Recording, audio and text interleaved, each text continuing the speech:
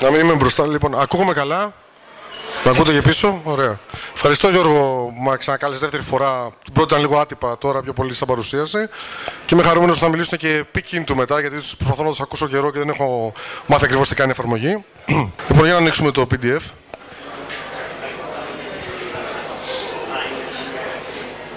Δεν ξέρω πώς ξέρετε την εφαρμογή το Lokis, αλλά η αλήθεια είναι ότι αυτή τη στιγμή κάνουμε μια μεγάλη αλλαγή και δεν θα παρουσιάσω τόσο πολύ το προϊόν, γιατί δεν έχει τόσο πολύ σημασία, γιατί θα αλλάξει πάρα πολύ, θα είναι πολύ διαφορετικό, θα είναι πολύ πιο social.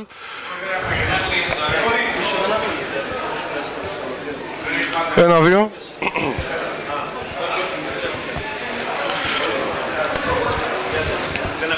Τώρα ακούγομαι. Ωραία.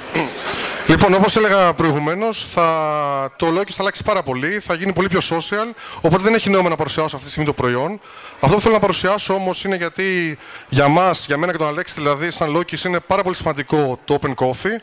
Μέσα από ένα Open Coffee ξεκινήσαμε και εμείς στην Αθήνα και γι' αυτό έχουμε πει ότι θα προσπαθούμε να πηγαίνουμε όπου μας καλούν σε όλη την Ελλάδα για να μπορέσουμε κι εμείς να δώσουμε αυτό το inspiration που πήραμε μέσα από το Open Coffee και σε άλλους νέους επιχειρηματίες που θέλουν να αρχίσουν και να ξεκινήσουν κάτι δικό τους. Αυτό που θέλω να μοιραστώ μαζί σας σήμερα είναι πώς η εφαρμογή άλλαξε. Πολύ πλοκό μου φαίνεται αυτό. Πώς η εφαρμογή άλλαξε μέσα από το ταξίδι στο Σαν Φραντσίσκο που κάναμε τον Σεπτέμβρη με τον Αλέξη. Και μας έφερε μια μεγάλη επένδυση, η οποία δεν μπορώ να ανακοινώσω αυτή τη στιγμή. Πιστεύω σε 2 εβδομάδες να είμαστε έτοιμοι. Έχουμε προσλάβει περίπου 5 άτομα, δηλαδή συνολικά έχουμε μια ομάδα 8 ατόμων αυτή τη στιγμή. Έχουμε νοικιάσει γραφεία δικά μας, τα έχουμε διαμορφώσει έτσι ώστε να μπορέσουμε τον επόμενο 1,5 χρόνο να δουλέψουμε πάνω στο προϊόν και να κάνουμε κάτι πολύ καλύτερο για να μπορέσουμε να πάρουμε επιπλέον χρηματοδότηση και να συνεχίσουμε. Γι' αυτό θέλω να μιλήσω το πώς βλέπαμε τα πράγματα πριν πάμε στο Σαν Φραντσίσκο και πώς τα είδαμε εκεί σιγά σιγά μέσα από διάφορους ανθρώπους που γνωρίσαμε. Άρα γενικά η παρουσίασή μου σήμερα έχει μια λογική εξωστρέφειας και πώς πρέπει να δούμε την αγορά σαν μια μεγάλη αγορά εκτός Ελλάδος και όχι μέσα στην Ελλάδα. Η αγορά δεν είναι εδώ. Η αγορά είναι εκεί έξω, τα προϊόντα είναι έξω και τα προϊόντα πρέπει να φτιαχτούν για αυτούς που είναι έξω, όχι για μας. Άρα λοιπόν η ερώτηση είναι, μένουμε στην Ελλάδα? Βρήκα αυτή την ωραία φωτογραφία για να βάλω να δείξω αυτό το διαφορετικότητα που έχουμε στην Ελλάδα. Γκέι μαζί με Λουκά, Χριστούς, όλα αυτά τα ξέρετε. Τα ξέρετε όλοι, τα γνωρίζετε. Αν σας αρέσει, αυτή είναι η αγορά ή κάτι άλλο. Λοιπόν, πρέπει να δούμε προς τα έξω. Αλλά το θέμα είναι ότι είμαστε πολύ μακριά. Και αν δούμε με κιάλια από εδώ προς τα έξω, στις αγορές δηλαδή που λειτουργούν έξω από την Ελλάδα, τα βλέπουμε όλα λίγο θολά. Δηλαδή τα πράγματα είναι αρκετά θολά από εδώ. Πρέπει να μπορέσουμε να καταλάβουμε τι θέλει ο καταναλωτής. Για να μπορέσουμε να του δώσουμε κάτι το οποίο πραγματικά αξίζει, πραγματικά λύνει ένα πρόβλημα. Δηλαδή, εμείς αυτό που είδαμε είναι ότι πρέπει να βρεις ένα πρόβλημα, είτε δικό σου, καθημερινό, είτε στη δουλειά σου, είτε σαν καταναλωτής, οτιδήποτε, να βρεις το κατάλληλο target group καταναλωτών και να προσπαθήσεις να φτιάξεις αυτό το προϊόν. Να δεις βασικά αν αξίζει, αν υπάρχει αγορά των καταναλωτών σε αυτό το group, για να μπορέσεις να πεις ότι εγώ προσπαθώ να φτιάξω κάτι για αυτούς. Αλλά όπως είπαμε, το βασικό είναι κάτι για κάποιους ανθρώπους που είναι εκτός Ελλάδος. Και το λέω, τονίζω συνέχεια, θα καταλάβετε αργότερα γιατί. Εδώ είναι κάποια διάσημα πλέον πολύ μεγάλες εφαρμογές, όπως το Yelp που είναι στην Αμερική, λίγοι θα το γνωρίζετε ίσως στην Ελλάδα. Το Waze πάλι πάρα πολύ λίγοι. Το Spotify μόλις ήρθε με το Cosmote, είναι σουηδική εταιρεία. Και το Netflix που επίσης θα γνωρίζετε μάλλον λίγοι. Όλα αυτά, αν θες να φτιάξεις κάτι από αυτά, δηλαδή αν θέλεις να φτιάξεις κάτι για την κίνηση, όπως είναι το Waze, αν θες να φτιάξεις μια μουσική εφαρμογή, αν θες να κάνεις κάτι για recommendation ή αν θες να κάνεις κάτι που να έχει σχέση με βίντεο streaming, δεν μπορείς να τα δεις στην Ελλάδα. Δηλαδή, δεν μπορείς ούτε καν εδώ να δεις τους ανταγωνιστές σου.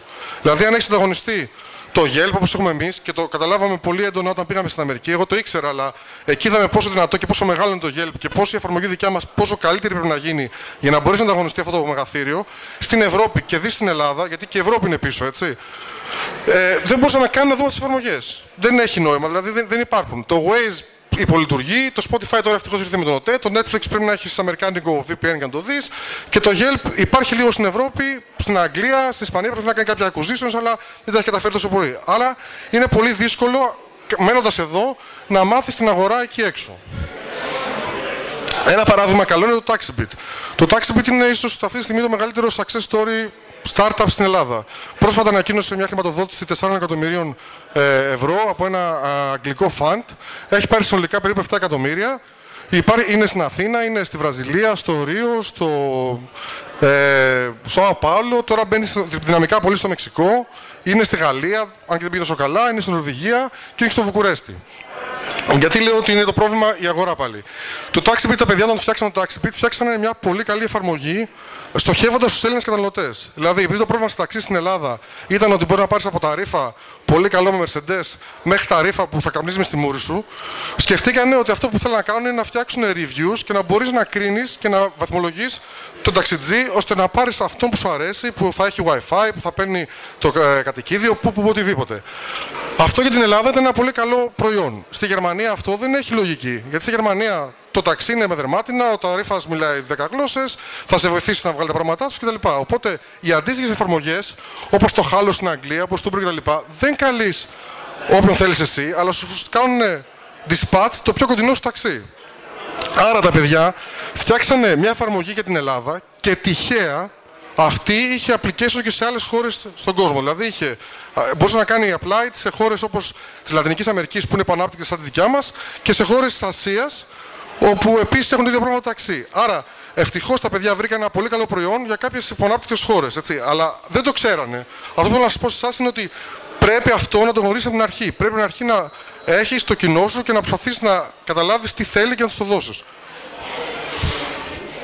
Γι' αυτό που προτείνω εγώ σε οποιονδήποτε θέλει να κάνει μια επιχείρηση είναι τα ταξίδια. Πρέπει να ταξιδέψεις. Πρέπει να βγεις έξω, πρέπει να δεις τι γίνεται, πρέπει να καταλάβεις τις αγορές έξω και μετά από όλες αυτές τις προσλαμβάνσεις που θα έχεις πάρει, θα μπορέσεις να καταλάβεις και να σκεφτείς κάτι που θα σου αρέσει εσένα και θα μπορέσεις να φτιάξεις και να λύσεις ένα πρόβλημα το οποίο θα κάνει απλά και σε άλλους ανθρώπους και θα μπορέσεις τελικά να το κάνεις ένα business idea που μπορεί να μεγαλώσει πάρα πολύ και να γίνει μέχρι εκατομμύρια. Η άλλη μου συμβουλή είναι, εκτός από ταξίδια, που είναι βασικό για να γνωρίσετε την αγορά, είναι να τεστάρετε τον ανταγωνισμό. Δηλαδή, όσο μπορείτε περισσότερο, ό,τι ανταγωνιστικό application υπάρχει, εφαρμογή, οτιδήποτε, να μπορέσετε να την έχετε τεστάρει, να την έχετε δει, για να καταλάβετε τι διαφορετικό προσφέρετε εσείς στην αγορά και στον καταναλωτή. Είναι πάρα πολύ σημαντικό αυτό. Όπως επίσης, ένα άλλο σημαντικό είναι, πολλοί μπερδεύονται αρκετές φορές και λένε, όταν έχουν μια νέα ιδέα, τους ρωτάς, ανταγωνιστές υπάρχουν? Σου λένε όχι. Πιστεύοντας ότι αυτό είναι καλό. Είναι τόσο καινούργια ιδέα και τόσο καταπληκτική, όπου δεν υπάρχουν ανταγωνιστές. Αυτό είναι λάθος. Είναι κάτι που δεν θέλει να ακούσει κανένας επενδυτής. Κανένας επενδυτής θέλει να μπει σε μια αγορά η οποία δεν έχει ανταγωνισμό, γιατί φοβάται ότι δεν υπάρχει καν αυτή η αγορά.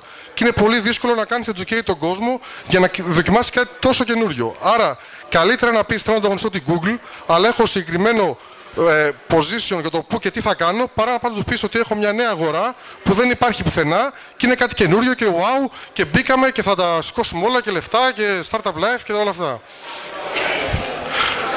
Αυτό ήταν από μένα, ήταν λίγο γρήγορη η παρουσίαση. Ό,τι έχετε ερωτήσεις, παρακαλώ. Ερωτήσεις, ερωτήματα. Κάποια ερώτηση από τους τιμένους εδώ μπροστά τους δικούς μας, Κώστα? Κανείς?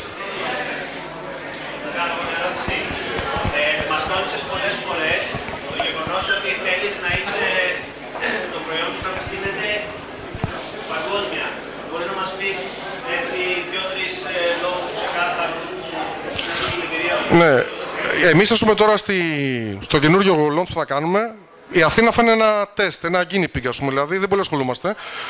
Ο στόχος μας είναι το Σαν Φρανσίσκο και η Νέα Υόρκη. Αυτό είναι πάρα πολύ σημαντικό γιατί εκεί είναι οι καταναλωτές, εκεί είναι τα χρήματα, εκεί είναι τεράστιες αγορές και είναι πολύ σημαντικό επίσης και για τους επενδυτές. Δηλαδή, ένας επενδυτής, όταν θα πας σε Silicon Valley να σηκώσεις κάποια χρήματα, δεν θα δει μια αγορά τόσο μικρή σαν την Ελλάδα, που ό,τι και να έχει κάνει σε μια χώρα που δεν την ξέρει, δεν θα διαφερθεί. Ενώ αν δει κάποιους ανθρώπους οι οποίοι προσπαθήσανε να φτιάξουν ένα προϊόν το οποίο έχει απήχηση στην αμερικανική αγορά, που αυτό σημαίνει ότι αμέσως μετά μπορεί να γίνει πολύ εύκολα worldwide, καταλαβαίνουν πόσο μεγάλο είναι το μέγεθος αυτού του προϊόντος και πόσο μεγάλη είναι η αγορά, άρα πόσο μεγάλες είναι οι πιθανότητες να βγάλουν τα χρήματά τους πίσω. Γιατί αυτό που κάνουν είναι τελικά να βάζουν κάποια χρήματα σαν ένα στοίχημα, περιμένοντας να φτιαχτεί ένα προϊόν και μια εταιρεία που τους φέρει πίσω πολλαπλάσια, 15 φορές, 20 φορές τα λεφτά τους. Γι' αυτό πιστεύω ότι είναι πάρα πολύ. Δηλαδή, στην Ελλάδα δεν θα μπορέσεις να γυρίσεις τα χρήματα σε επενδυτές. Μπορεί να φτιάξεις μια πολύ καλή επιχείρηση για σένα. Αν θες να βγάλεις 100-200 χιλιάρικα, 300 χιλιάρικα το χρόνο, εντάξει, OK, fair enough, κάποιοι μπορεί να θέλουν αυτό. Αλλά αν θες να φτιάξεις κάτι το οποίο να κοστίζει εκατομμύρια, να το πουλήσεις έξω και να πεις ότι δουλεύω 3-4 χρόνια και φεύγω, κάνω ένα exit και γεια σας, πρέπει να είναι ένα προϊόν το οποίο είναι παγκόσμιο. Αλλιώς αυτό δεν γίνεται.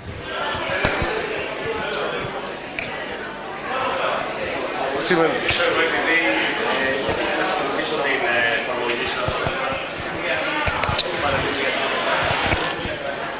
Επειδή είχα χρησιμοποιήσει την εφαρμογή σας, την προηγούμενη version, και μπορώ να πω ότι μου άρεσε πολύ, θα μπορούσε να μας αποκαλύψει έστω και σε κάποιο μικρό ποσοστό λίγο το μυστικό σας για το τι αλλαγές έρχονται στο Lokis? Μια μεγάλη αλλαγή είναι ότι θα είναι πολύ πιο social.